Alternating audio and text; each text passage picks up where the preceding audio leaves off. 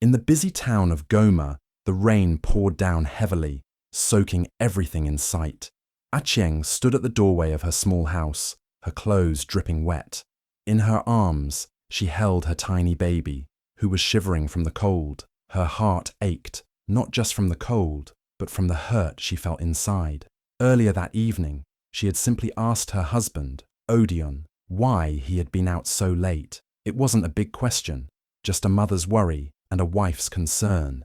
But instead of comfort or answers, she got anger.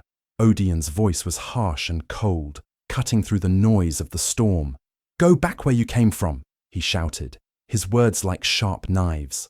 Then he slammed the door with a force that echoed through the night, leaving Achieng standing alone in the pouring rain. She looked down at her baby, her heart breaking. The child's small hands clung tightly to her neck, as if feeling the sadness in the air. Tears mixed with the rain on Achieng's face, but she didn't move. She wanted to understand why the man she loved was so cruel, why he pushed her away when all she wanted was the truth. That night, in the middle of the storm, Achieng felt more alone than ever. The rain wasn't just outside, it was inside her too, washing away the promises and dreams they once shared. And with every drop, her broken heart grew heavier. The rain didn't stop. It kept falling hard as Achieng walked through the muddy streets of Goma, her baby wrapped tightly against her chest. She was cold and tired, her clothes soaked through and sticking to her skin. The storm seemed endless, and so did her sadness. She didn't know where to go or what to do. All she wanted was a safe place where she and her baby could be dry and warm. That's when she saw a small workshop with a light shining inside. A man was working on a rusty car, his hands covered in grease. His name was Kwame.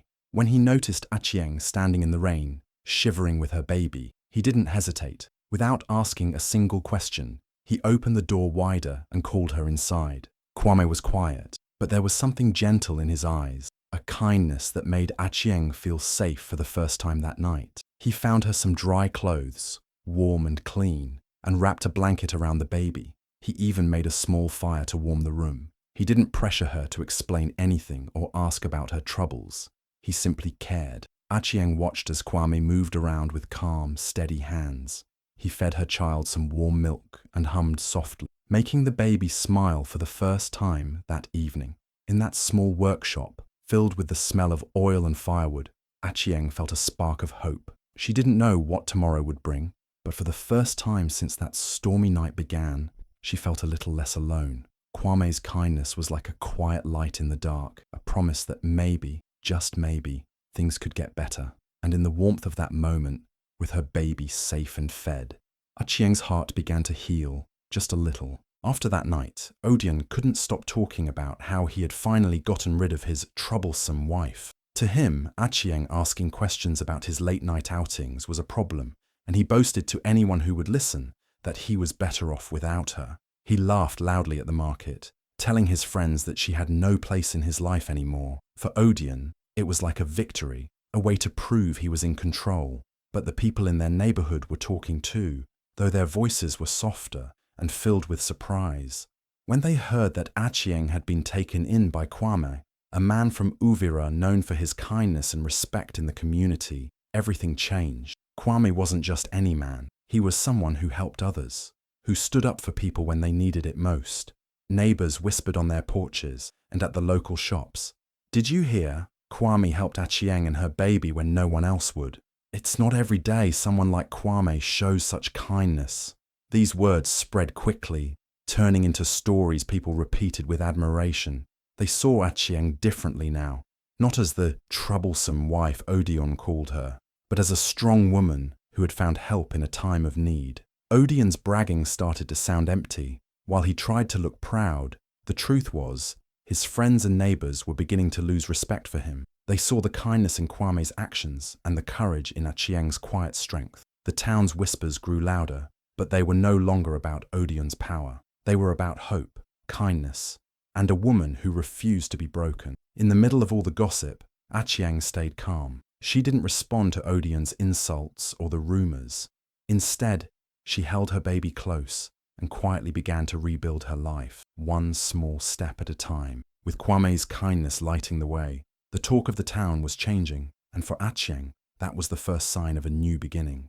Kwame wasn't the kind of man to fall in love quickly. When Achieng first came into his life, he saw a woman broken by pain and hardship, but he also saw something else, a quiet strength that didn't shout for attention, but showed in the smallest things. At first, he kept his distance, watching carefully before he let himself care too much.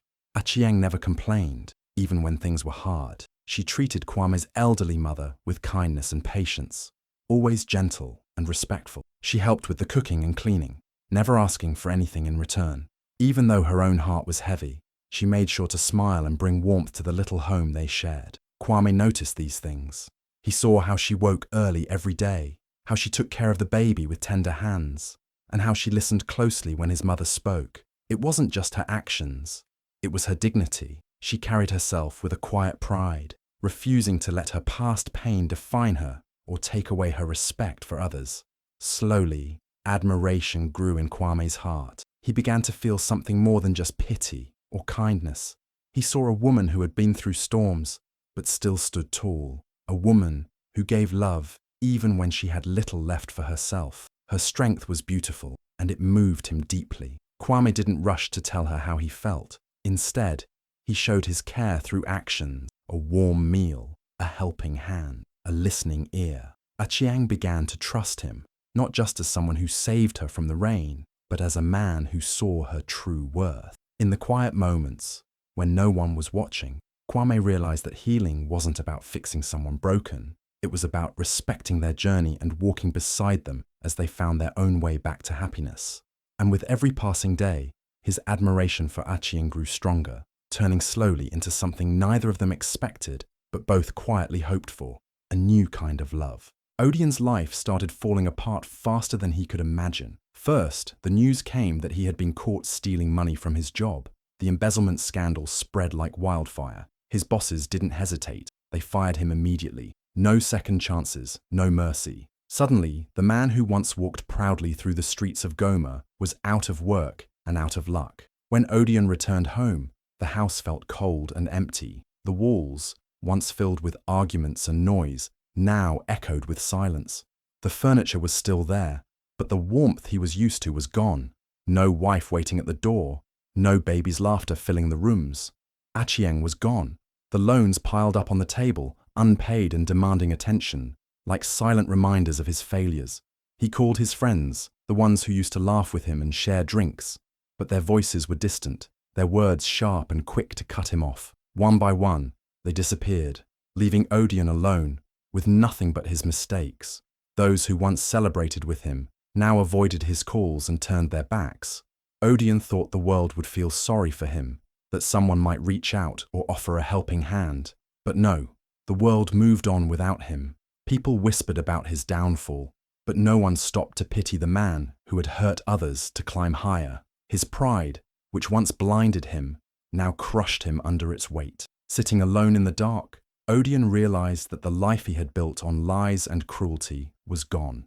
There was no easy way back, no magic to fix what he had broken. The empty house, the lost job, the vanished friends, all were signs that his world was crumbling. For the first time, he understood what he had truly lost, not just a wife or a home, but respect, trust, and hope. And while the world moved forward, Odien was left behind, forced to face the lonely truth that sometimes the hardest fall is the one you bring on yourself. Achieng's life slowly began to change in the quiet town of Uvira.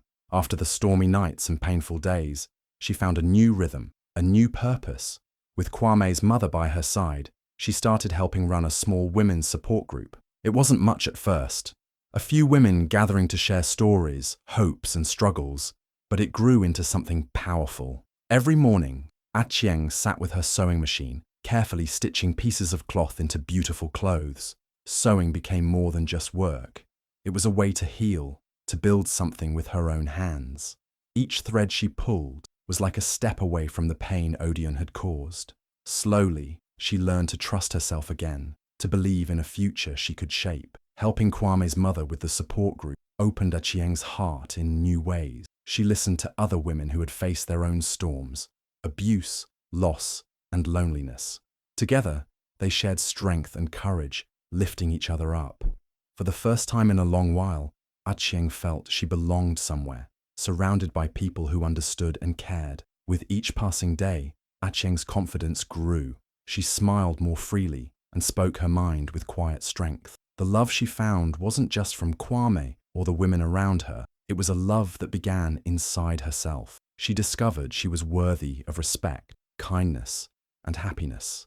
Odion had never given her these things. Instead, he took away her peace and hope. But here in Uvira, with simple stitches and gentle words, Achieng built a new life, a life filled with warmth, love, and promise. Though the past still whispered in the corners of her mind, Achieng no longer let it control her. She had found something stronger, the courage to start again, the power to rise, and the quiet joy of knowing she was no longer alone. This was her new beginning.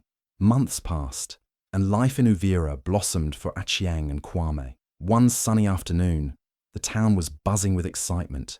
News had spread everywhere. Kwame, the quiet mechanic known for his kindness, was marrying Achieng, the woman he had once saved from the rain. The headline in the local paper read, "Local hero Kwame marries rain-soaked woman he saved," and people couldn't stop talking about it. The wedding was simple but beautiful. Friends and neighbors gathered, smiling and cheering as Achieng walked down the aisle. Her face shone with happiness, the kind of joy that comes from healing and hope. Kwame stood beside her, steady and proud, his eyes full of love and respect. It wasn't just a wedding, it was a celebration of new beginnings, of kindness winning over cruelty, and of love growing from the darkest places. Everyone in the town joined in the celebration.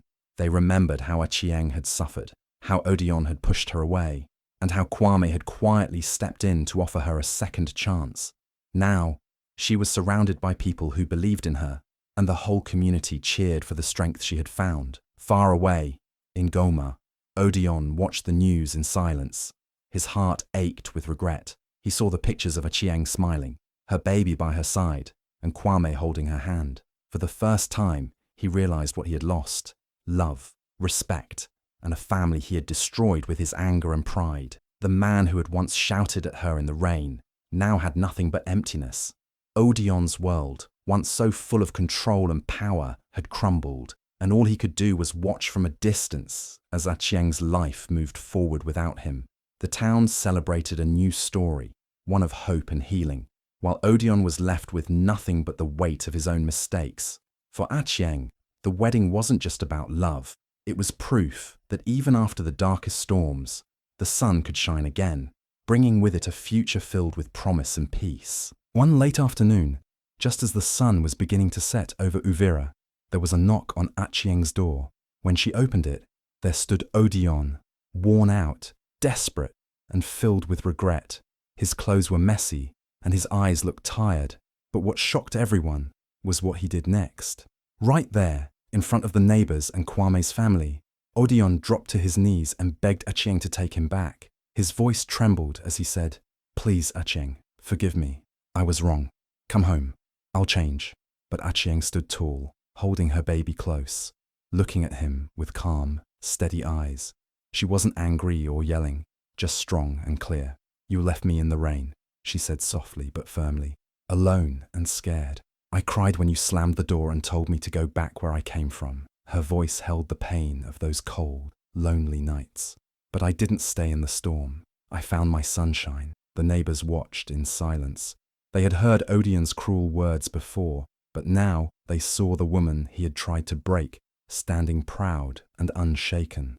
Achieng wasn't the same person who had once been pushed away. She had grown stronger, brighter, and full of hope. Odion's face fell. The pride that had once made him shout and slam doors was gone. Now, there was only regret and shame. He realized that no words or apologies could erase the past or fix what he had lost. Kwame stood quietly behind Achieng, his presence calm but protective. He didn't need to say anything. His actions had already shown what kind of man he was, the kind who loved with respect and kindness. That day, Odion learned a painful truth. You can't go back once you've been left behind. Achieng had moved on, found love, and rebuilt her life. She had found her sunshine, and she wasn't looking back. Kwame stood quietly behind Achieng, calm and steady. He didn't need to say a word to show his strength. It wasn't in loud speeches or angry words. It was in everything he did every day. The way he cared for Achieng and her baby, the way he respected her, and the way he treated his mother with kindness. That was real strength. Odion, still on his knees, watched them both. Tears ran down his face. Not because he was angry or proud, but because he finally understood something he had never seen before. He saw the kind of man Kwame was, patient, gentle, and loving. The kind of man who stood quietly, but whose actions spoke louder than any words. For years, Odion thought being strong meant shouting, controlling, and pushing people away. But now he realized how wrong he was. Kwame's strength came from respect and care, not from anger or power. He never tried to hurt Achieng or make her feel small. Instead, he lifted her up, helped her heal, and stood by her side without needing to prove anything. Odion wept because he saw what he had lost, the chance to be that man for Achieng. He had pushed her away with harsh words and broken promises. Now, he was left alone, watching the woman he once loved find happiness with someone who truly deserved her. Kwame didn't boast or brag. He just stood there, steady and strong, letting Achieng shine. And in that moment, Odion knew he had never been the man she needed. The real man, Odion learned too late, is the one who loves with kindness, listens with patience, and acts with respect. Kwame was that man. Achieng had found her real man, the kind who didn't just say he cared but showed it every day. And as Odion wiped his tears, the weight of his mistakes pressed down harder than ever. The man who once ruled her life was gone, replaced by the quiet strength of a better man, one who would never let her go. Achieng's life had changed in ways she never imagined. After all the pain and storms, she now lived in peace, a peace she fought hard to find. She didn't just keep her story to herself, she decided to help other women who had also faced abuse and heartbreak. Every week, Achieng met with women from her community, listening to their stories and offering comfort. She shared her own journey, the nights she spent alone in the rain, the moments of fear, and the strength she found to keep going. Her words gave hope to women who felt lost, reminding them they were not alone and that healing was possible. Alongside mentoring, Achieng wrote a book titled Thrown Out in the Rain. It was her way of telling the world what she had learned. Pain can break you, but love can build you back stronger. On the last page, she wrote a simple but powerful quote. "The man who threw me out taught me pain. The man who picked me up taught me love." Those words held everything, her past and her future, her sorrow and her strength. The man who hurt her left a scar, but the man who helped her heal gave her a new life filled with hope and kindness. Achieng's story became more than just her own. It became a light for others struggling in the dark, a reminder that even after the hardest storms, roses can bloom. She looked back at the rain, not with bitterness, but with gratitude, because it was that rain that led her to a better life, to true love, and to the chance to help others find their own sunshine. Now, Achieng was not just a survivor, she was a guide, a healer, and a symbol of hope for every woman who needed to believe that life could be beautiful again.